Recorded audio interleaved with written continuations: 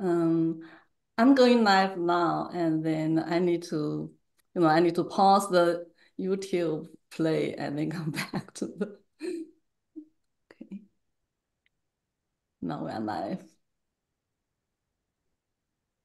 Hi everyone, welcome to Wenjie Broadcasting. Today is October the 17th, 2024. I have a very special guest today, Scott Ritter. Scott is the former United Marine Intelligence Officer and a former UN Special Commission Weapons Inspector, right?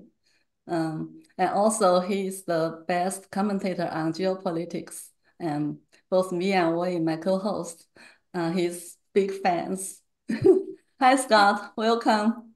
Well, hello. Thanks for having me. How are you guys doing today? We're doing good. We're excited, just looking forward to this talk. I am too. Mm. And let me introduce Wei. He's my dear friend and he's my co-host. He lives in Russia. He has been living in Russia for over 30 years. So he has a in-depth knowledge about Russia and geopolitics too. Hi, Wei. Hi, I am big fan of Scott Ritter. I am feeling very lucky, very lucky. Well, Wei told me he doesn't speak English, but I feel like speaks better English than Yes, me. right Я, now I'm very sorry. I didn't learn English before. я думаю, что он говорит по-английски лучше, чем мои русский. Вау, я могу с тобой говорить по-русски. Нет, нет, нет, нет.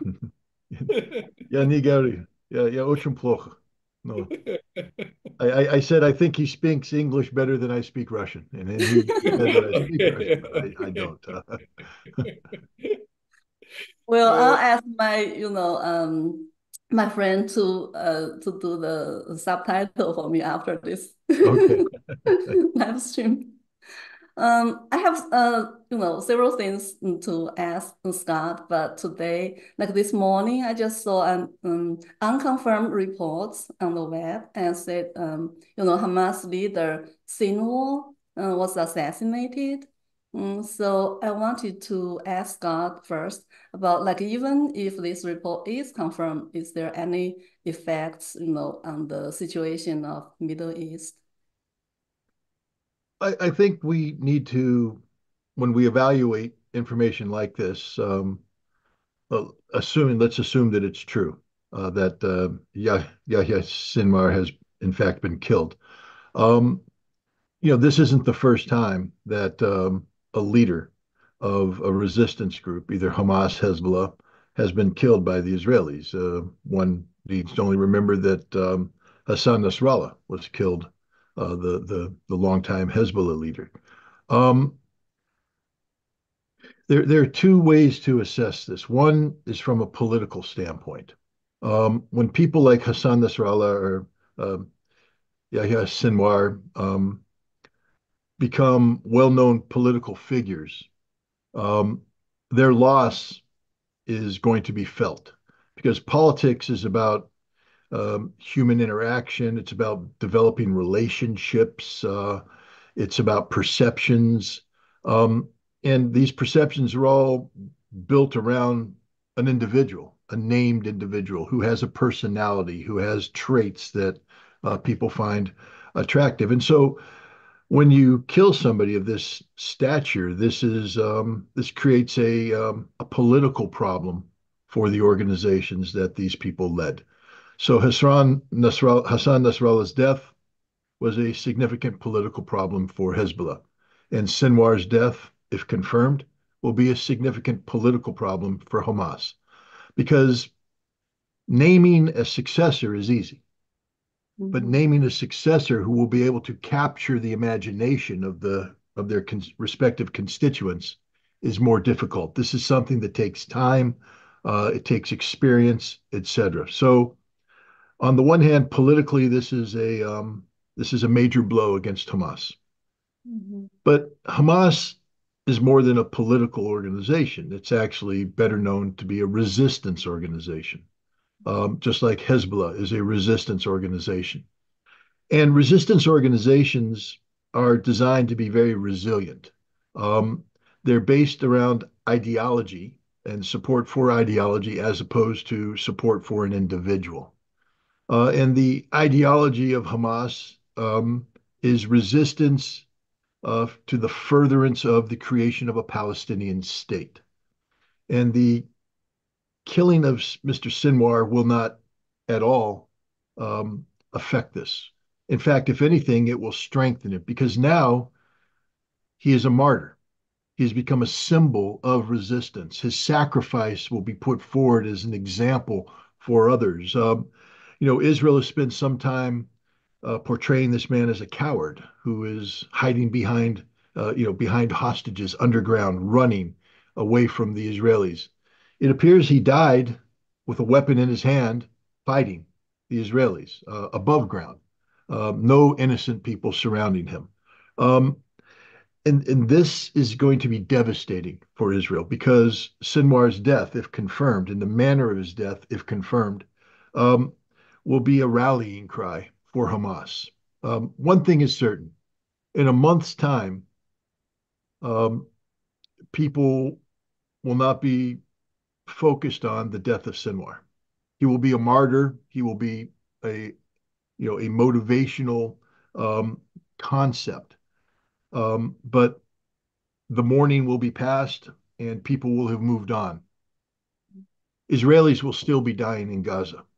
The occupation will still be resisted. Hamas will still remain undefeated. This is the reality that Israel has to deal with. They will have their moment. They will have headlines. There will be people who will cheer this event. But in a month's time, they'll be returning to crying about the dead Israelis, the wounded Israelis, the fact that this war isn't over, that this war will never end until Israel agrees to recognize um, a Palestinian state. Mhm. Okay, thank you for answering my questions. Wait, do you have question for Scott? Yes, I have question. But I'm sorry, Scott. I need to speak in Chinese. Translate You can 文姐. speak Russian. No, I can speak Russian. I can speak Russian. Китайский язык лучший. Хорошо.就是这个现在全世界啊，已经对老百姓没有这种是对核战应对的这种教育了。Mhm,呃，就是不教人如果发生核战争的情况下，怎么去躲避啊，怎么去防御啊，就是核战争发生之后，怎么去消除体内的这个核辐射，吃什么药，怎么做。mhm, 这个我想请那个 Scott 啊，帮着我们介绍一下。然mhm, 后呢，如果他能介绍这个，我们上哪里去看一下这些信息，那就更好了。mhm.这是一个问题，你先问一下的。Scott, we said since now, there's limited education on how to like prevent and like protect ourselves from a nuclear war. So he would like your opinion on that, like where are the safe place and is there medications to help us to prevent the radiation, or if there's any information source that we can refer to find out this kind of knowledge.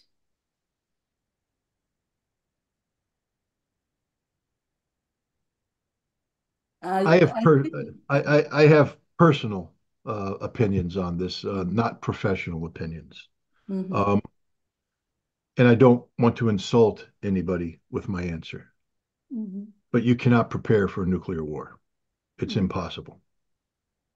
You're going to die. You'll either die immediately or you'll die eventually. But you will die a death that will be miserable, either of starvation, of disease, or of radiation poisoning.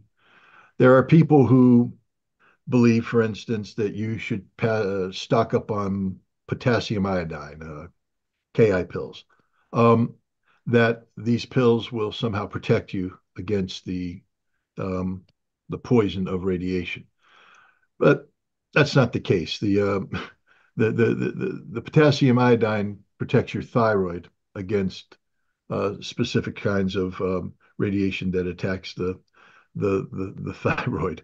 Um, but it won't protect you from the radiation that comes from a nuclear attack. Um, it may be useful if you live near a nuclear power plant, if you live near sources of radiation that are emitted over time. But the kinds of radiation that will be emitted during a nuclear attack, the method of exposure, these pills will have no value whatsoever.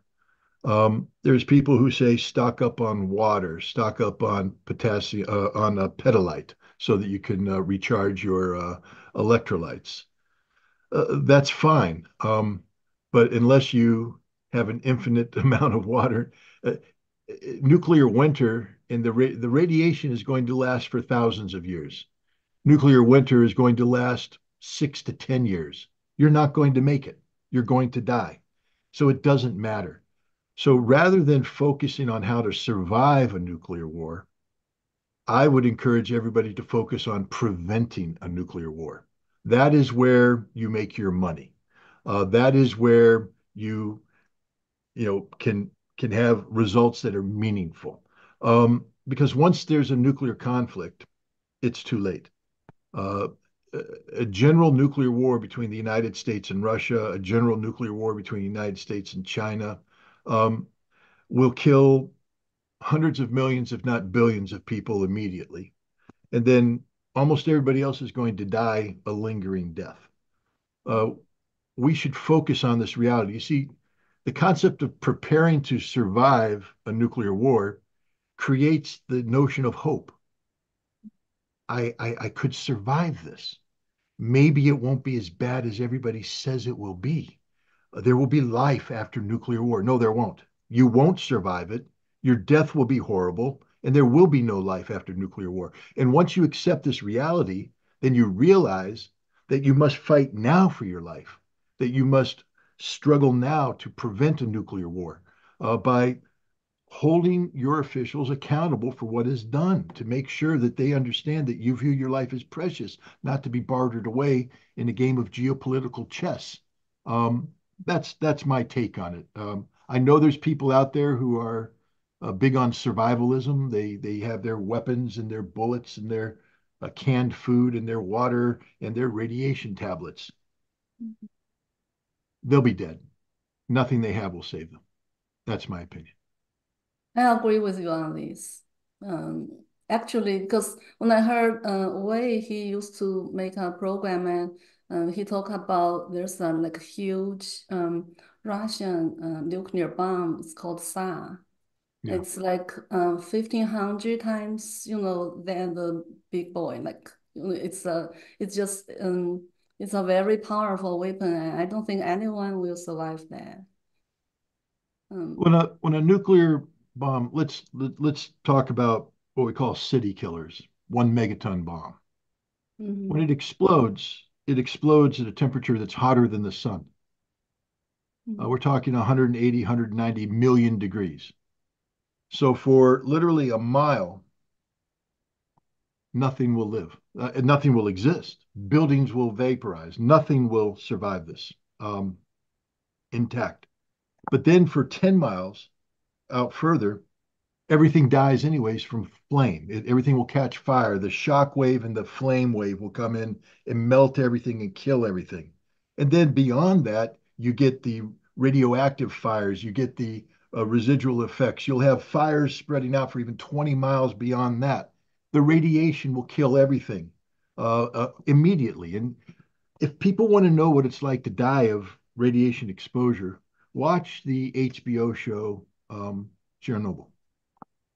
Look at the fate of the Soviet firefighters that responded and mhm, how literally their bodies melted from the inside out. Their organs literally lost all cellular structure and they literally dissolved from the inside out. That's what's going to happen to you. And there won't be a hospital with painkillers to try to alleviate your suffering. You'll be curled up in a fetal position in the ruins of what was your house, dying of the most excruciating pain you've ever felt in your entire life. Um, that's what's going to happen. And maybe you'll have the chance to watch your children die that way, and your wife die, and the people you love die before you die. So, this is the worst possible fate that can befall people. So, why not do everything possible before a nuclear war to prevent a nuclear war? Mhm. Do you have any suggestion like how to prevent, like for us normal people to do can help this, to prevent a nuclear war? By making it one of your top priorities in life. I mean, let's just be honest and reflect on, um, how we live and what we prioritize, the things we give priority to. If I told you, for instance, if I told somebody that you you you have a disease that's going to kill you, but you can extend your life by changing the way you eat, by exercising, by taking better care of yourself. You'd be amazed how people suddenly find the time to go to the gym, how people find the time to go for walks, how they find the time to, um, pay closer attention to what they eat, to prepare foods at home, etc. We are willing to make adjustments in our life to deal with things that we deem to be existential, to impact our quality of life, etc. Nuclear war will kill you in the most horrible way possible. Why aren't you adjusting your life to prevent nuclear war? So the first thing you have to do is acknowledge that this is one of your top priorities. Um, Now, what you do is you find other people and you get them to acknowledge it as well. What you're doing is building a constituency of people who are concerned about an issue. And in the United States, such constituencies have political power because we vote. And what we can do is insist that the people who want our vote Mhm. adopt policies that meet our priorities. There's a reason why the Second Amendment is such a big issue because there's so many Americans who say this is a big issue for me. There's a reason why abortion is such a big issue politically. There's so many Americans who believe that this is an important issue.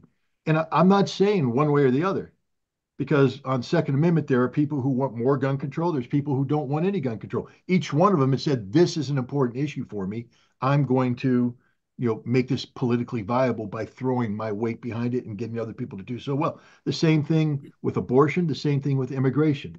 These are important issues that every politician is talking about. Why? Because that's where the votes are.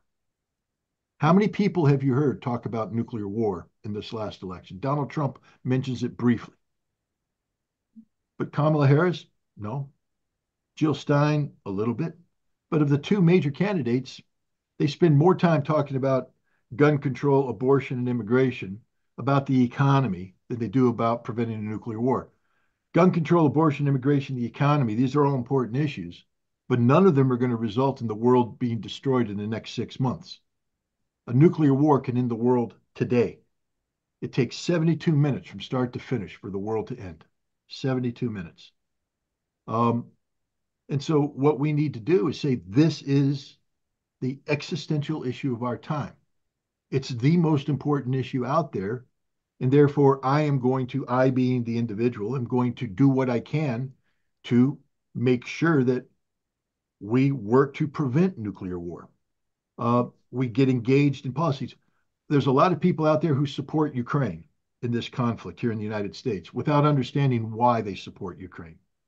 They say, I support Ukraine because Vladimir Putin's bad, but they don't know anything about Vladimir Putin. They don't know anything about Russia, and they don't make any effort to learn anything about Vladimir Putin or Russia. They just accept at face value this notion and they support Ukraine without understanding that supporting Ukraine is a poison pill. It's a suicide pill. Because if we take our support of Ukraine to the bitter end, it means that we will have to fight Russia. And if we fight Russia, this is an existential struggle that will end in a nuclear war. Do we want to commit national suicide? Do we want to sacrifice our families for Ukraine? That's a fundamental question. And when you ask it that way, most Americans will say, no, we don't. Then what are you doing to ensure that this Ukrainian conflict doesn't become an existential conflict between the United States and Russia? And we can ask similar questions about other issues. Uh, we have to empower ourselves with knowledge and information.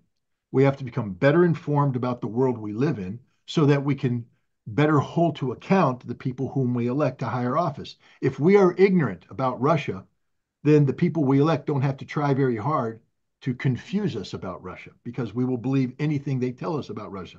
But if we've empowered ourselves with knowledge and information, we can push back with facts. And Mhm. then if they don't respond adequately, we can vote them out of office. There's a big election coming up on November 5th.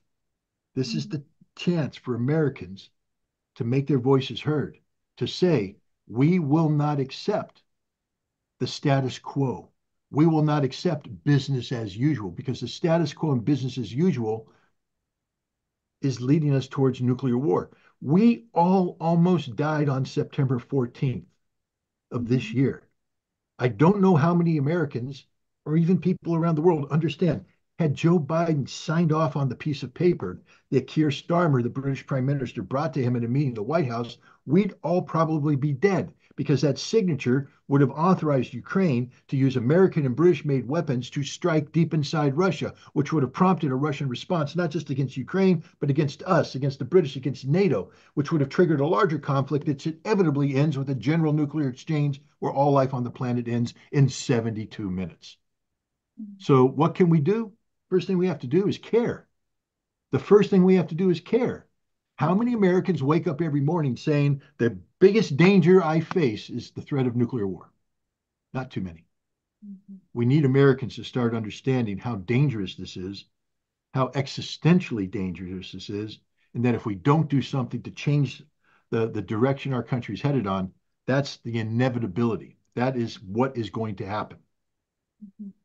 Yeah, I totally agree. And then I think that's why, our conversation like this, talking in different social media platform to wake people up is so important.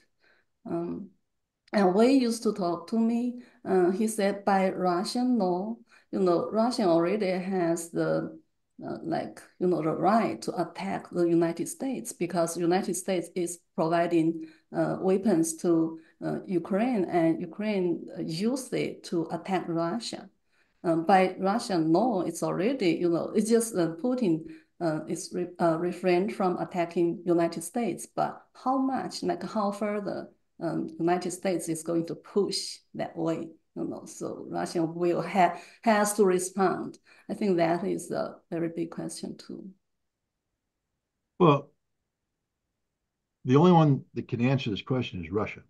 Mm-hmm. Uh, how much patience can Vladimir Putin have? What constitutes an existential threat to Russia? At what point in time does Russia say, um, we can't accept anything more? I mean, NATO has already attacked Russia through Kursk using the Ukrainian army as a proxy. So we already have NATO invading Russia.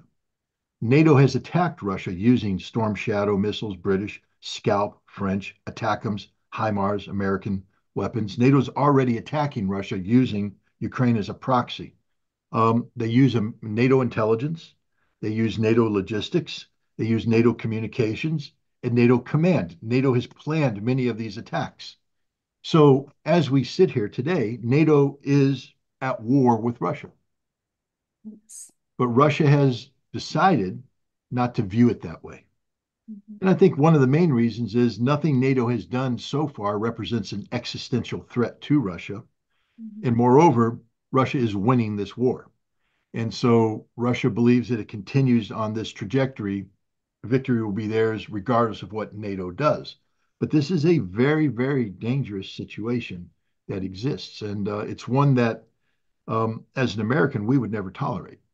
We would never tolerate Russia coming to Mexico and and empowering the drug cartels to launch attacks against the United States using Russian weapons.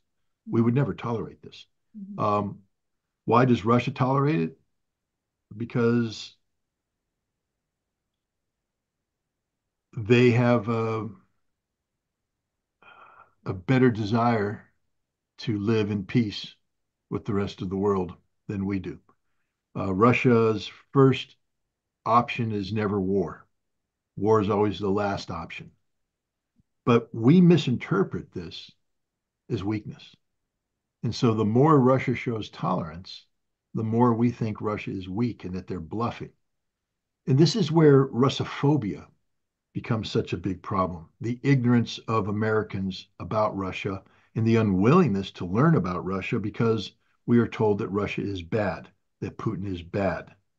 Um, the more Americans learn about Russia, the deeper the understanding they will have about the reality of Russia, and the more they'll recognize the flaws in American policy. But it's difficult to learn about Russia when the very process of asking questions or traveling there is attacked by the government, in some cases criminalized by the government. Um, and so we remain ignorant. From ignorance comes fear, fear of the unknown, fear of that which you don't understand. And fear is exploited by political leaders to um, you know, allow policies to happen that otherwise would be challenged. But people don't challenge it because they're afraid, and they're afraid because they're ignorant. So, a critical aspect to all of this is Americans need to learn more about Russia. They need to study Russia. They need to study Russia with an open mind. And if possible, they need to visit Russia. They need to see Russia firsthand. They need to meet the Russian people. They need to talk with the Russian people. And as soon as they do that, they'll realize that the Russian people are not their enemy, that Russia is not a threat to them, that actually the best course of action would be one that encouraged friendship between our peoples, not conflict between our peoples. Mhm. Yeah, I agree. I think the friendship between Russian, people and from anywhere from the world, Russian and United States and China, as long as we have friendship, maybe the war is less likely to break out. I agree. I have Yeah, a second question. what's the second question? Yes, yes. Thank you very much, Scott. 你问一下啊，就说这个俄罗斯新有的这个就是导弹系统 S-500，S-500，这个 Scott 他作为专家，他评估这个 S-500在如果核战争发生，它会有两次导弹攻击。第一次导弹攻击呢，它是攻击这个，比如说俄罗斯攻击俄罗斯的核导弹基地。那俄罗斯这个 S-500，在 Scott 看来，在 Scott 看，它能够拦截多少的第一轮导弹？Okay, let me try to translate. We want to ask you, there's a new nuclear missile system. It's called S-500 in Russia. And he said, for a nuclear attack, there are usually like two rounds. The first round is to attack the nuclear base, right? And then he wants to know like the percentage of the nuclear attack the S-500 can intercept. Do you know Well, in that? order for me to answer that question, I'd have to know the specific operational parameters of the S-500. This is a relatively new system, um, and I would imagine that the Russians are keeping its precise performance characteristics secret. Um, so it's difficult to be precise about this. But what I would say is that the S-500 could probably have good success in shooting down um, missiles like the Minuteman III, that is the American um, ground-based intercontinental ballistic missile. I would say that the S-500 is probably optimized for that. But what happens when you have a Trident missile fired from a submarine off the coast of Russia that doesn't go into your traditional ballistic drive, but it has a flattened profile, comes in below radars, isn't detected until the very end, and then it deploys um, you know a dozen warheads independently. The S-500 can't defend against this. Neither can the S-400. Um, and this is the danger of ballistic missile defense. I just want to point out that we've done this before. Back in the 1960s and 1970s, um, we had an arms race. And what we found is that for every offensive weapon, we would try to build a defensive weapon, that a new offensive weapon would be built that overcomes it, and that eventually we would run out of money because you can't just build and deploy these systems. So that's where we said there won't be any missile defenses. So we're dealing with mutually assured destruction. So that if I attack you, you can't defend against me. You'll attack me. I can't defend against you, and we all die. Therefore, let's not attack each other. Um, Missile defense creates an artificial sense of security. There is no defense against general nuclear war. The number of missiles that'll be coming your way, the number of warheads, decoys, etc., cannot be defended against. It's impossible to defend against the totality of it. Um, and to try and build defenses just creates a false sense of security to make you believe that since I can defend against a limited nuclear war, if I choose only to use limited nuclear weapons against my enemy, I can contain this. There's no such thing as a limited nuclear war. Once a nuclear war begins, every expert believes that it will immediately spiral out of control and end up as a general nuclear exchange. And there's nothing that can defend against that, whether it be the S-500 or any missile defense system the United States will seek to deploy. So a nuclear war will be a disaster like for Russia and United States, right? 100%. 100%. And So again, Americans just reflect on what we're saying here.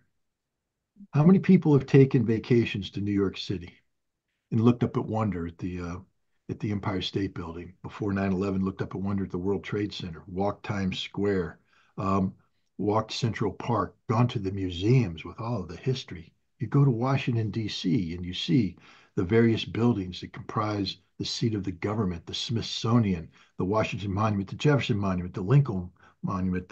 I mean, these are amazing things. And we have cities full of this in the United States. All of this would be gone. All of this would be gone. All that history eliminated, all that humanity, all that civilization eliminated. Russia, could you imagine losing the Kremlin? I'm not talking about the government. I'm talking about the structures, the buildings, the iconic, St. Basil's Cathedral there in Red Square. Losing this, losing, the Bolshoi Theater. Go to St. Petersburg, you're losing the Admiralty buildings, you're losing the Hermitage, you're losing all of this history, this wonderful history, and it extends throughout Russia. Go to Novosibirsk, the largest opera house in Russia is there in Novosibirsk. Um, you would lose this. The history would lose. China, go to Beijing, look at what be lost there. The Forbidden City. I mean, this history that's there. Um, and then why do we want to put this at risk? All the things that we save up our money to do, to places we want to visit, the wonders we want to see, the glory we want to experience. We build nuclear weapons to destroy this, to destroy this. And you can't rebuild because it will be evaporated. And what's not evaporated will be contaminated so that humans cannot touch it for thousands of years and we'll all be dead by then. So we need to reflect on that, we're talking about not just killing people. Man, we kill people all the time. Look at how many people are dying in Gaza. Look how many people are dying. We're talking about killing civilization. We're talking about killing humanity. Everything we have stood for, everything we have created, all of the history that we have accumulated would be gone in a flash of an instant, 72 minutes.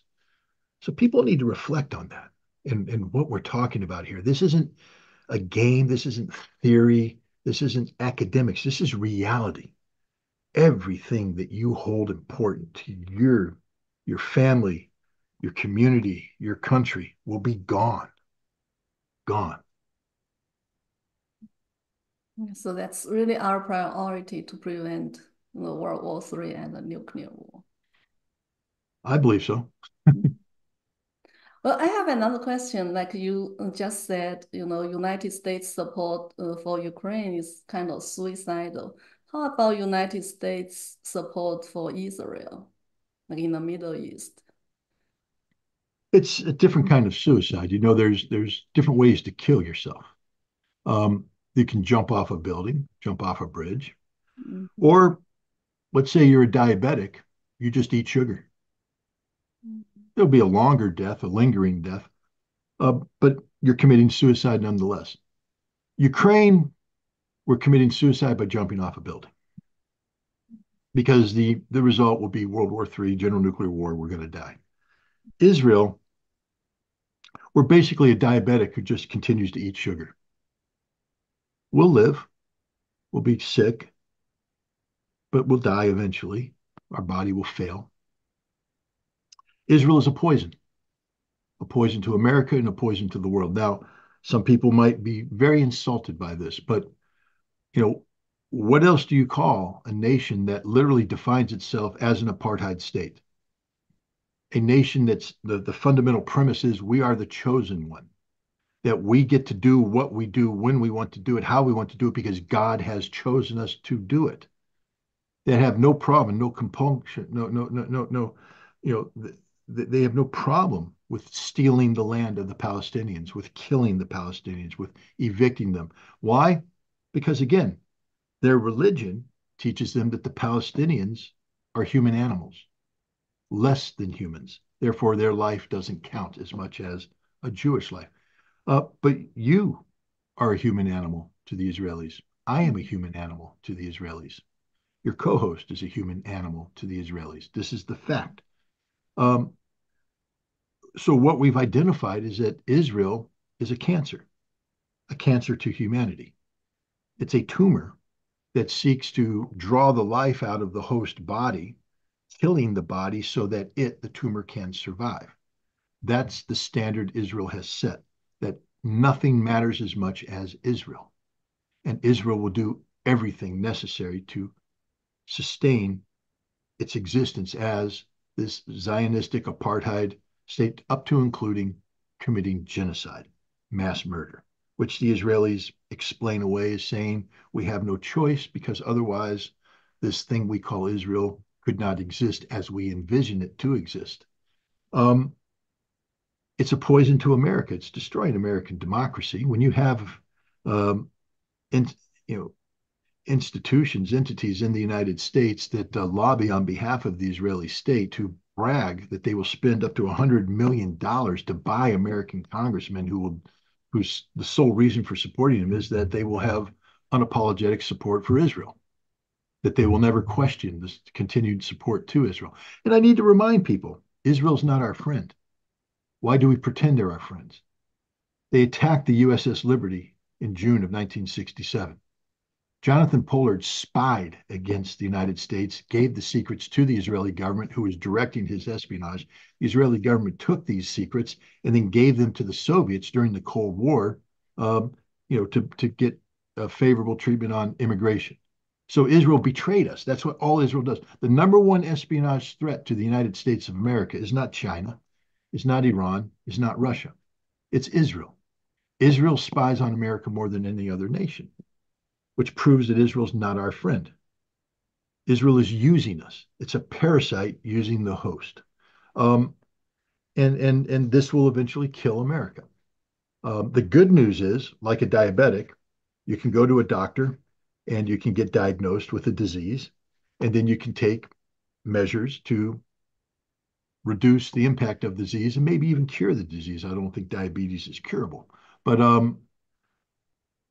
we are waking up to the fact that Israel is killing us. Look at next week, in the city of Kazan, Russia, the BRICS summit will be convened. This is one of those world-changing events, one of those once-in-a-lifetime type historical events, where we're looking at the transformation of history as we move from one era to the next. History books, if we all live and we avoid a nuclear war, history books will record the Kazan summit is one of the seminal moments in modern history where we transitioned away from a rules-based international order led by the American hegemon, and we went to a multilateral, multipolar world order, consensus driven, where nations like Russia, China, India, Brazil, South Africa, and others will gather around and work together to solve problems. Instead of having America dictating solutions, the world will work together. This is a major, major deal, this transition. Um, it changes, you know, everything about the world we live in. Um, for the United States to adapt to this and not collapse, we need to slow down BRICS while we adjust. Um, in order to slow down BRICS, though, we need to create a counter gravitational pull to the gravitational pull that BRICS has that's luring nations to it. Right now, everybody's wanting to join BRICS. They're fleeing the rules-based international order. Turkey, 150 countries, right?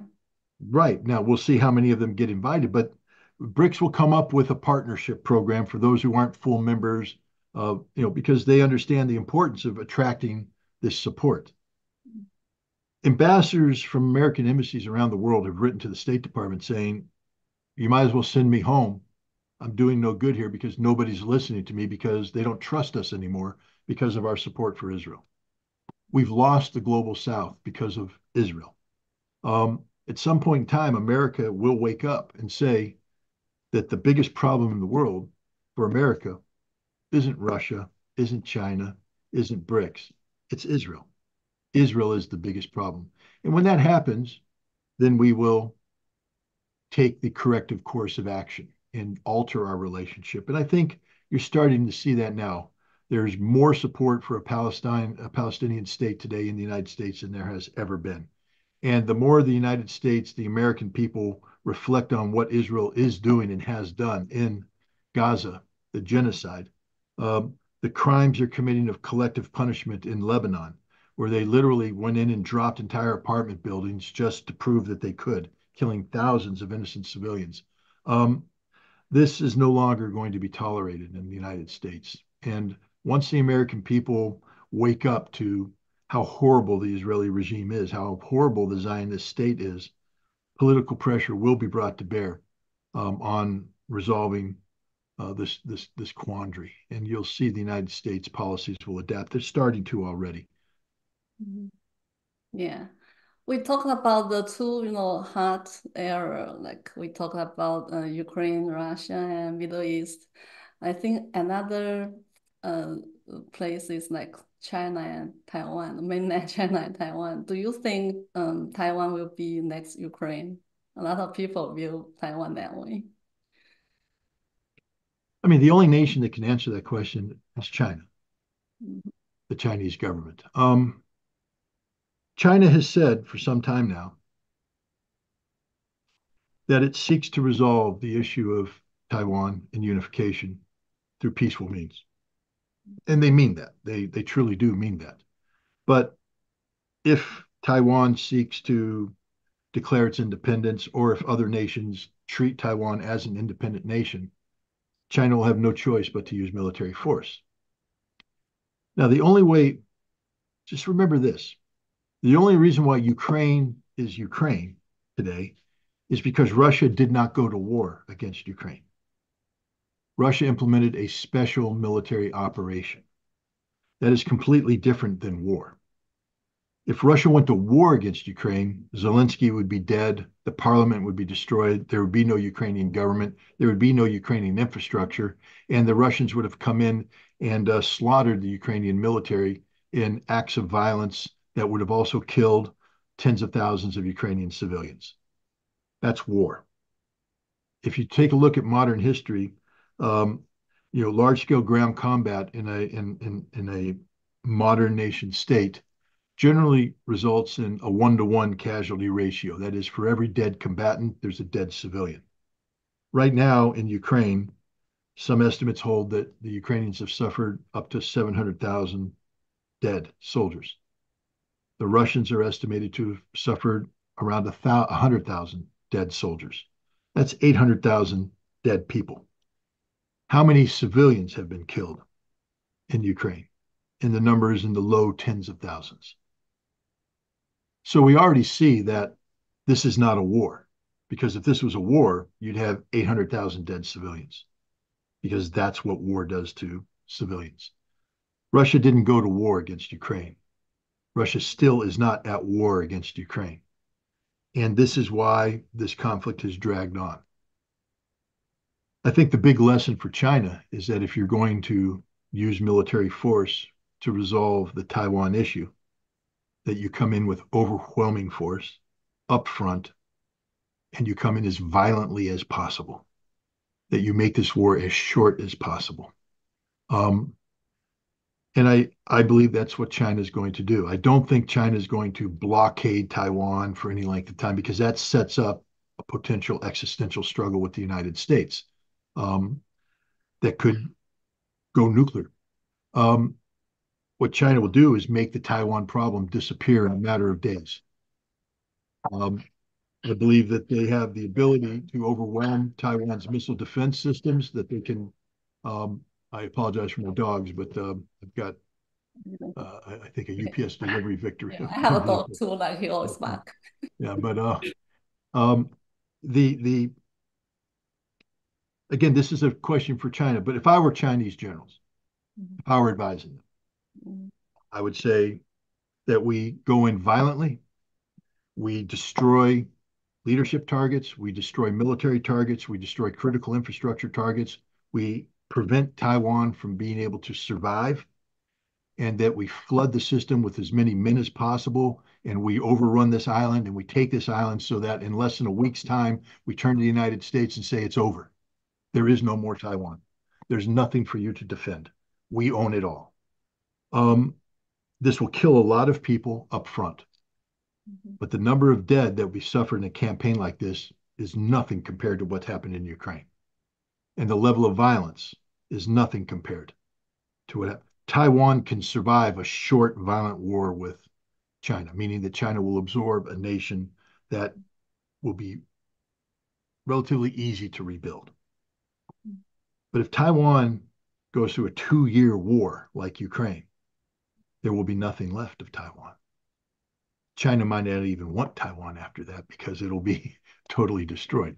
So my feeling is that China won't allow a Taiwan conflict to drag on. The longer that conflict goes, the more China plays to the strengths of the United States and its allies. The shorter the conflict is, the more China confronts the United States with a fait accompli. And I think China has the military capabilities to make this a very short but very violent war. Don't let them listen to you. I mean, don't let them hear. So like your advice. Well, very insightful comments. Wait, do you have other questions to Scott? I want to talk to Scott uh, because I know the last time because the Scott have something to upside. So I wanted to speak talk to Scott. Please remember, you have very very big life from Russian people. I live in Russia over 30 years.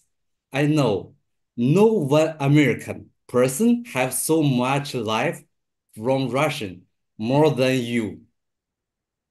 Well, thank you very much. What I can say in return is that I will do my best to return the love. I'm an American. I love my country. This is my country. This is the country I will die for. But I'm also a human, and I'm a human who grew up as the son of a military officer, and I lived around the world, and I got to see different parts of the world. And I learned to appreciate other cultures, other religions, other languages, other people. Um, for a long time in my young adulthood, I viewed the Russians as my enemies, and I actually trained to go to war against Russia. Um, I had an opportunity in the 1980s to participate in a treaty that eliminated an entire category of nuclear weapons, intermediate forces, and also some short range missiles. And through that, I got to live in the Soviet Union for 2 years.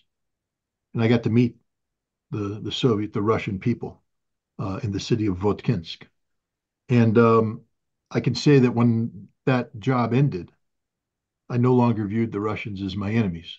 I viewed them as my friends. And that's been my approach ever since, is to view the Russians as friends.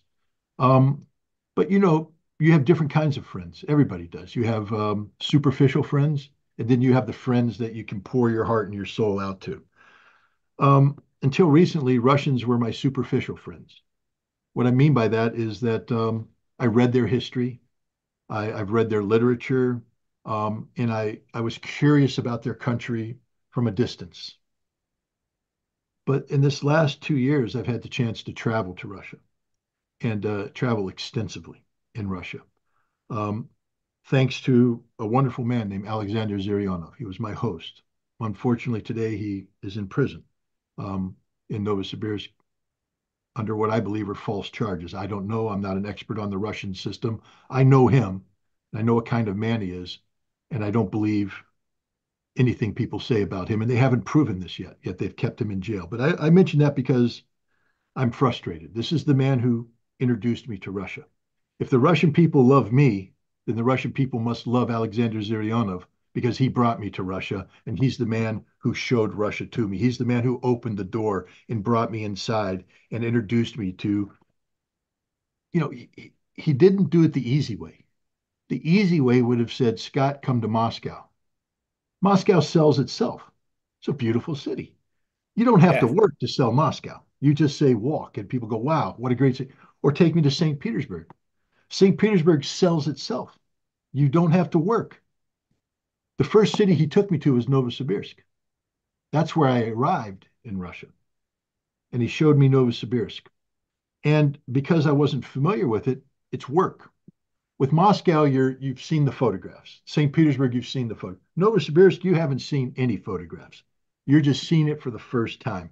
And what happens is instead of viewing the city in terms of buildings and vistas, the city becomes a city of people, the people you meet. And then the people show you the things, but you identify the opera house not with the building, but with the director who gave you the tour. You go to the museum and you meet the people who run the museum and they explain things to you. Then you go to restaurants and you meet them and you talk. You go to Banya, you know the Banya. Yes, yes, yes. Banya I is a like religious China. experience, yes. And you do that. You walk with them and then they show you their country, but you see it not from a book, but from the heart, the Russian Yeah. soul. And that's what won me over was the Russian people. The Russian people won me over with their absolute humanity. Um, and then the Russian people are a reflection of their culture, of their history, of their religion, of their faith. And so you learn to appreciate that. And then they live in this wonderful, vast nation called the Russian Federation of different republics. I've been to, Irkutsk. I've been to the Buryat Republic. I've been to Udmurtia. I've been to Kalmykia. I've been to Tatarstan. I've been to Chechnya. I mean, my Yes. reception in Chechnya is legendary. I don't know why the Chechen people like me as much as they do, but they are wonderful people with a wonderful history, wonderful culture. Um, and I just fell in love with Chechnya, like I fell in love with all of the Russian Federation. So the feeling I have is reciprocal to the Russian people for all of the friendship and love that they've shown me. I want to show it back, and I will continue to try to do so because going back to what we talked about, how do we prevent a nuclear war? One way to prevent war is to make sure that everybody understands that the last thing you want to do with the Russian people is go to war with them, not because you fear them, but because you love them, because they're your friends, because they're fellow humans, and that you want to be with them in peace. And that's the direction I want to take this. Great comments, Scott. Thank you so much. I'm in tears. Uh, Yeah, I don't know what to say, but thank you very much for your time today. And Well, thank you very much for having me. And I'll just leave it with this too. You know, the world is a big place, mhm. and one day I hope to be able to learn to love the Chinese people as much as I've learned to love the Russian people. Because in America today, we have the same problem. We are prejudiced against the Chinese. We don't understand the Chinese. We fear the Chinese. And I just feel that if we took the time to get to know the Chinese, like I have taken the time to get to know the Russians, that we would never want to have a conflict with the Chinese, that we would view them as our friends, people that we want to peacefully coexist with. And I feel that way about almost every place on the planet. And if we just take the time to learn about people, respect them, respect their history, their culture, etc., um, at the end of the day, we're the same people. Yes. We all laugh, we all cry, we have the same emotions, we want the same things in life. Um, and hopefully we all want good things, so we should be working with each other to make good things for everybody. So, anyways, that's a little bit of a dream, but we'll see what the future holds. Yeah. I think that's yes, what we are doing now, right? Today, right now, because I'm a Chinese American and Wei is a Chinese Russian, and you are American American, and we American have American. yeah, we have audience all over the world, and you are loved by audience all over the world. And I just want you to know that. Well, thank you very much. Thank you. Yeah. thank you. I hope the Scott can next time and visit which our channel. Absolutely. Where in Russia are you? I am in St. Petersburg. Right now, I'm in the Krasnodar. Oh, okay. So you're in the south. Yeah. Yes, yes, yes. Well, the next time I come to Russia, maybe we can have this conversation live together. Oh Okay. yeah, I'll go with Yeah. you, Scott. Yeah. Yeah. Let's plan I something hope. together. Because I Okay. always wanted to visit Russia. I even asked Ryan, one of your hosts, how to go there, how to get a visa to Russia. So Well, it's not impossible. So let's see what the future holds. yeah, let's Yes, look yes. forward to it. You Well, thank you can. very much I will for meet you. Thank thank you You you. very know, much for inviting me. It's an honor and privilege, and I hope to be able to speak to you again. Okay. Thank you very much for being here. Yeah. Okay. Okay. Okay. Bye bye. Okay, Bye. bye. Bye.